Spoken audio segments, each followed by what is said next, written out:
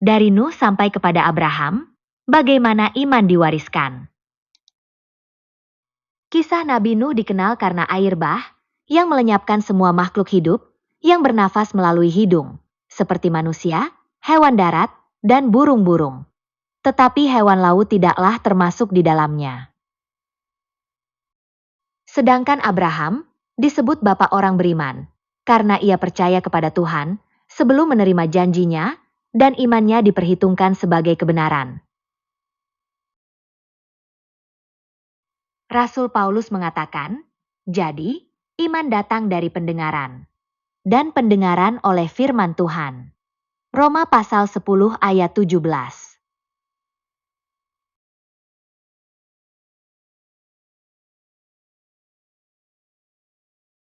Jika iman datang dari pendengaran, dari manakah awalnya datangnya benih iman Abraham?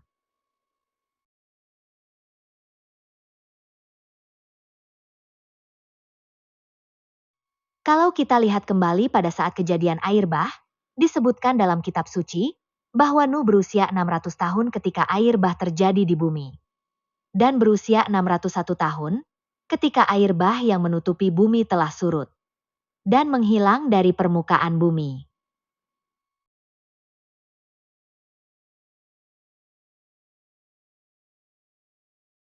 Inilah silsilah keturunan dari Nuh sampai kepada Abraham. Setelah peristiwa air bah, yang terdiri dari 11 generasi. Nuh masih hidup 350 tahun setelah air bah. Jadi Nuh masih hidup sampai usia 950 tahun. Sedangkan Sem masih hidup 500 tahun setelah memperanakan Arphaxad. Jadi, Sem masih hidup sampai usia 600 tahun. Dan Arphaxad lahir 2 tahun setelah air bah. Abraham lahir kira-kira 2 tahun setelah Nuh meninggal. Dan Sem masih hidup ketika Abraham lahir.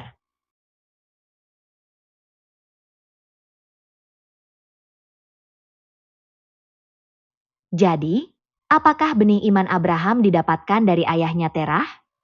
Jawabannya dengan pasti bukan. Apakah dari Nahor? Bukan, karena Nahor telah mati ketika Abraham lahir. Apakah dari Seruk, Reu, Peleg, Eber? Salah? Kemungkinan tidak, dan Peleg sudah mati ketika Abraham lahir. Yosua pasal 24 ayat 2. Apakah dari Arphaxad?